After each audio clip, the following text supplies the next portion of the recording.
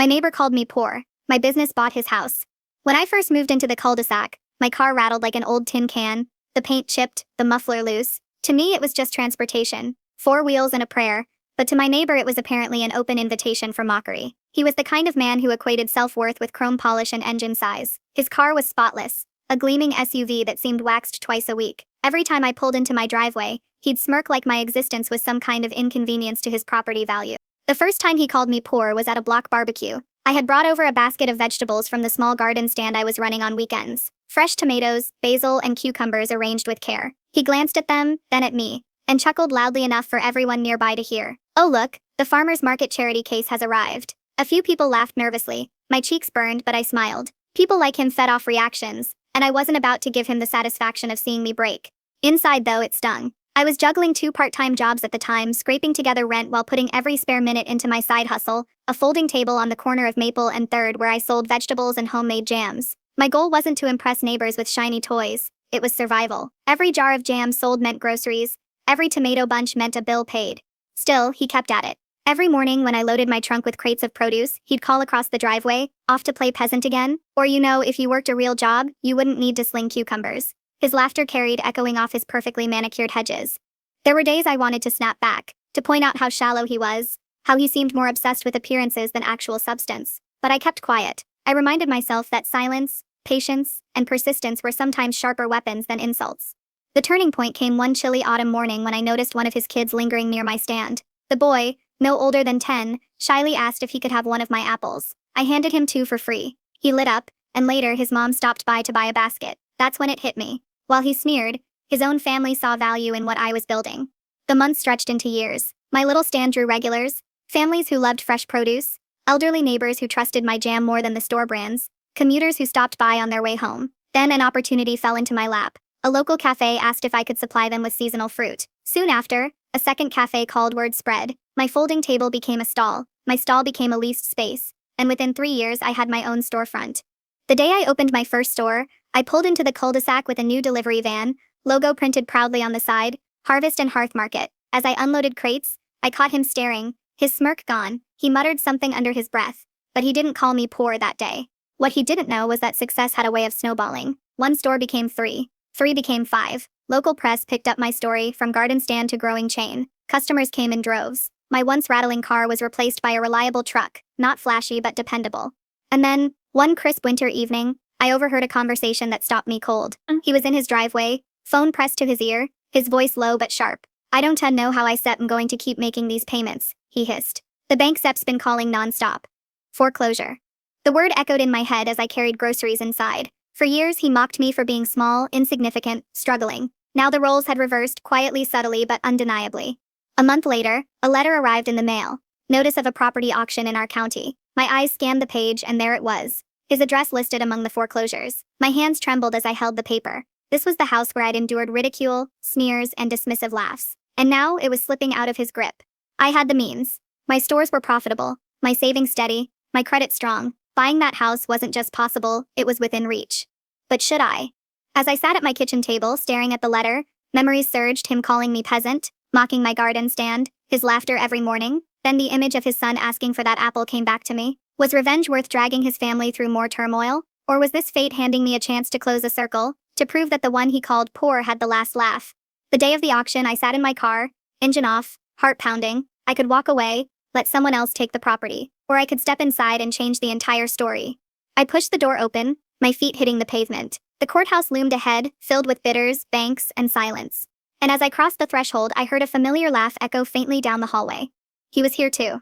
If you were in my shoes, would you bid on the house and become his landlord, or walk away and let karma play itself out? I'd love to hear your thoughts in the comments. The echo of his laugh in that courthouse hallway sent a shiver down my spine. It was the same smug sound I had heard for years across the driveways, the same derisive chuckle that carried when he leaned against his pristine SUV and mocked my rattling car. Only now it sounded different. Sharper, thinner, a little desperate. I turned the corner, and there he was, shoulders tight, jaw clenched, phone pressed to his ear. He wasn't laughing for real. It was a forced performance, a brittle cover over a man on the edge of losing everything. His words carried just enough for me to hear. "Don't worry, someone will bail me out. They won't let me lose the house." For a second, I almost pitied him. Almost. The auction room buzzed with low chatter, the smell of coffee and old wood mixing with the tension. Rows of bidders shuffled paperwork, some seasoned investors with pens tucked behind their ears, others locals hoping for a bargain. My neighbor sat 2 rows ahead of me, his suit a little too stiff, his hair combed too carefully. He looked like a man clinging to appearances while his foundation crumbled. When the auctioneer called out his property address, silence swept the room. Everyone knew foreclosures in our neighborhood were rare, and the house had curb appeal. The opening bid was announced, shockingly lower than market value. I felt my chest tighten. My hand rose before I could overthink. A ripple moved through the crowd as the bidding began. My neighbor's head jerked back when he heard my voice. He turned, eyes widening as recognition dawned. That same smirk tried to creep back onto his face, but it faltered. His gaze darted to the auctioneer, then to me, as if he couldn't believe I was even in the room. Going once, the auctioneer called. He raised his hand, countering my bid. And so it began, a silent war across the rows. Each number another blow exchanged. His face reddened with each escalation, his jaw twitching, sweat forming at his temples. For me, each raise was controlled, measured. I had prepared for this. My savings, my credit line, the success of my stores, it was all ammunition. But for him, each raise looked like a gamble he couldn't afford. Finally, the numbers climbed beyond his reach. His hand twitched but stayed down. His eyes locked onto mine, full of venom and disbelief, as the auctioneer slammed the gavel. Sold. The word echoed like a verdict. I had just bought his house. The air left the room in a rush, and suddenly, I was lightheaded. Years of humiliation condensed into that one moment. The man who mocked me as poor now had no home, and I owned the very roof he had once lorded over me.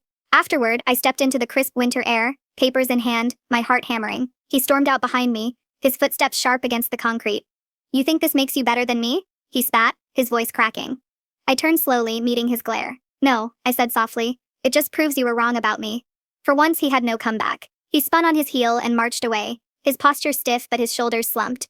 The weeks that followed were surreal. Legal paperwork, bank transfers, title deeds, all finalized with quiet efficiency. When the day came for him and his family to vacate, I stayed out of sight. I didn't need to watch him carry boxes down the driveway where he once stood laughing at me.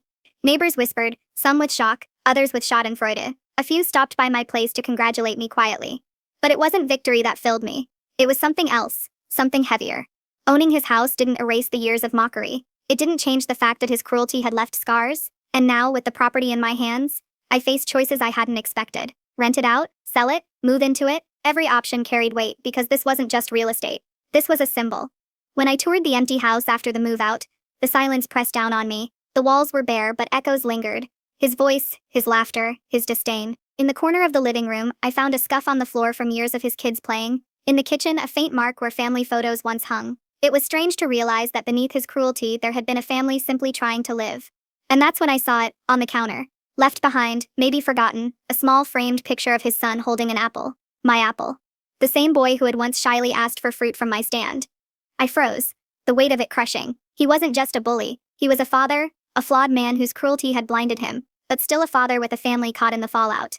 I could have smashed the frame. I could have laughed, called it karma, reveled in his downfall. But instead, I picked it up gently and placed it on the windowsill.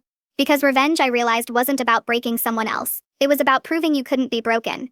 Months later, I made my decision. I renovated the house, not to flip it or flaunt it, but to turn it into something new.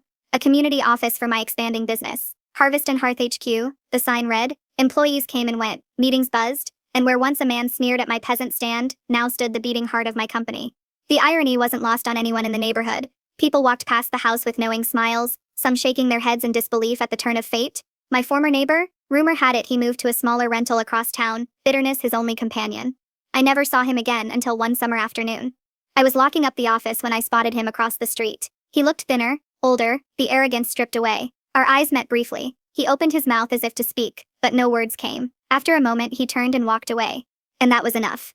Because I didn't need his apology. I didn't need his approval. The man who once defined me as poor had been silenced not by shouting matches, not by insults, but by persistence, patience, and proof. I had built something lasting, something he could never touch. Looking back now, I realize his cruelty was fuel. Every insult, every sneer, it all pushed me harder, sharpened my resolve, drove me to prove that worth isn't measured by cars or shiny toys, but by resilience and vision. He mocked my hustle. My hustle bought his house. And in the end, the only smirk that mattered was mine. Would you have done what I did, bid on the house and turn it into your business HQ, or walked away and let karma handle it? Drop your thoughts below. I'd love to read them.